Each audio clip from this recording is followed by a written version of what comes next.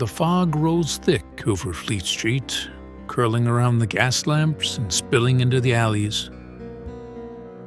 The clatter of carriage wheels and cobblestones echoes through the night, mingling with the faint metallic scent of blood that no one notices.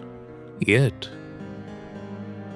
you can almost hear the rasp of his blade, feel the chill of his shadow falling over you as you step into his shop. He was called the Demon Barber of Fleet Street, Sweeney Todd, and to this day, his name still curdles the blood. According to the legend, Todd was a barber with a shop on Fleet Street in London during the late 18th or early 19th century. A man of few words, with hollow cheeks and the gaze sharp as a knife. He welcomed his clients with a faint bow and a promise of a close shave. But what his customers didn't know was that their last moments would be spent in his chair. One by one, Todd's victims would sit under his blade, expecting nothing more than a trim. With a practiced hand, he'd slit their throats from ear to ear. He even rigged his chair with a hidden mechanism, sending victims tumbling into the cellar with chilling efficiency, disappearing before anyone outside could suspect a thing. The sound of their struggles, swallowed by the roar of carriages and the chatter of passers-by. No one heard, no one came. But the horror didn't end there. Beneath his shop, his accomplice, a woman named Mrs. Lovett, waited.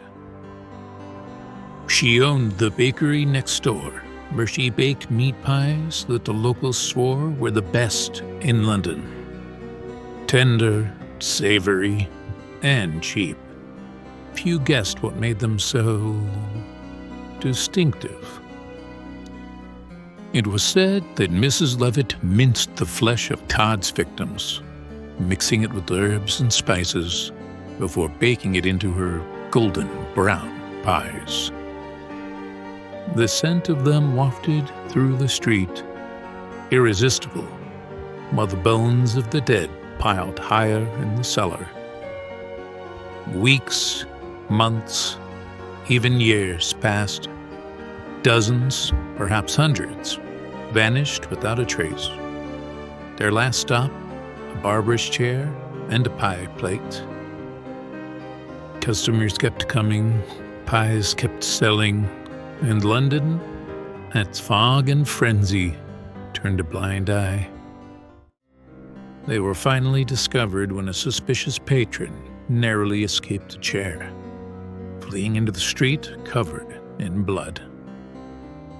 Authorities raided the shop and found the hidden trapdoor, grisly remains, and the ovens still warm. To this day, no one can say exactly how many souls Todd claimed, nor how many found their way into Mrs. Lovett's infamous pies. Some swear you can still hear the scrape of his blade on Fleet Street at night, and catch the faint aroma of roasting meat on the wind. And so, the Demon Barber lives on, cautionary tale of hunger, greed, and the darkness that lurks behind even the most ordinary of doors. Legends like Sweeney Todd don't simply appear from thin air. Somewhere between fact and fiction, the story begins. And in Todd's case, it began with a penny dreadful, the string of pearls. Let's open its pages and uncover how this grisly tale first sank its teeth into the imagination of Victorian London. Published in 1846 through 47 as a serialized story in the People's Periodical and Family Library, The String of Pearls, a Romance, was the first written account of Sweeney Todd. The tale was one of many penny dreadfuls, cheap, sensational publications sold for a penny, designed to shock and thrill working-class readers, hungry for lurid entertainment. In The String of Pearls, Todd is introduced as a cunning and remorseless barber who kills his customers for their valuables. His victims are dropped through a trapdoor into the cellar, where Mrs. Lovett turns their flesh into meat pies and sells them to an unsuspecting public. The story follows the mysterious disappearance of a young sailor, which triggers an investigation that ultimately uncovers Todd and Lovett's grisly operation. The narrative was sprawling, melodramatic, and filled with Gothic flourishes, perfect for its time. Readers were horrified and fascinated in equal measure. The serial became wildly popular, cementing Sweeney Todd as one of the most infamous villains in English popular culture. Before we look deeper at the possible real-life inspirations, we should pause to understand the stage on which this legend was set: Fleet Street. A historic street in the heart of London, it ran east from Temple Bar to Ludgate Circus, and for centuries was known as the center of Britain's newspaper and publishing industry. But even before that, in the 18th and 19th centuries, Fleet Street was a loud, chaotic thoroughfare of taverns, tradesmen, and shops, crowded and shadowy, alive with the smells of ink, ale, and coal. In that cacophony, a barber's shop and a pie shop could easily operate unnoticed, feeding the plausibility of Todd's tale for Victorian readers. By the end of its run, the story had already taken on a life of its own, adapted for stage productions, even before the final installments were published.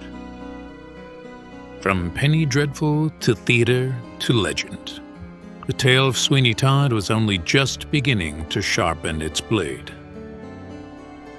But even as his story took on a life of its own, some could not shake the suspicion that its horrors were rooted in reality. Beneath the fog of fiction lay whispers of older, darker tales, real crimes and legends that had haunted Britain for centuries, waiting to be stitched together into something new. Consider the legend of Sawney Bean, a Scottish outlaw said to have lived in a seaside cave with his family in the 16th century. According to lore, Bean and his clan ambushed travelers, murdered them, and feasted on their flesh, eluding capture for decades before being executed en masse. Though likely exaggerated, the idea of a hidden family of cannibals fed a deep fear of being consumed, body and soul, by unseen monsters.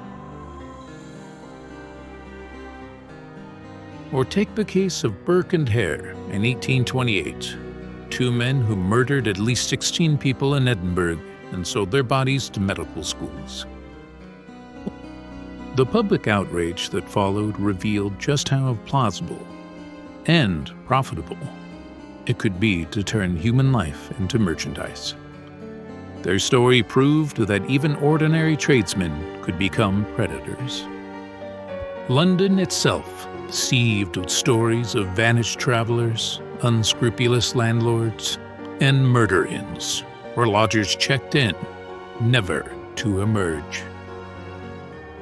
In the shadowy alleys and crowded tenements, people could, and did, disappear without a trace, swallowed by the city.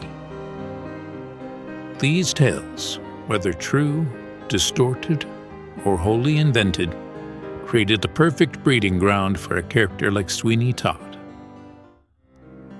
A man who thrived in the anonymity of the city, transforming flesh into profit and hiding his crimes in plain sight. In the end, Sweeney Todd may not have been real, but he was entirely believable. Born from fear, fed by rumor, and shaped by a city that seemed to harbor darkness at every turn, he became more than just a story. He became a reflection of the horrors people already believed lurked around them. And so the blade still waits, in the fog, in the alleys, in the quiet corners of our imagination. Whether he was man or myth, Sweeney Todd endures because we recognize him. The predator hidden behind a smile, the hunger beneath civility, the darkness that waits just beyond the light.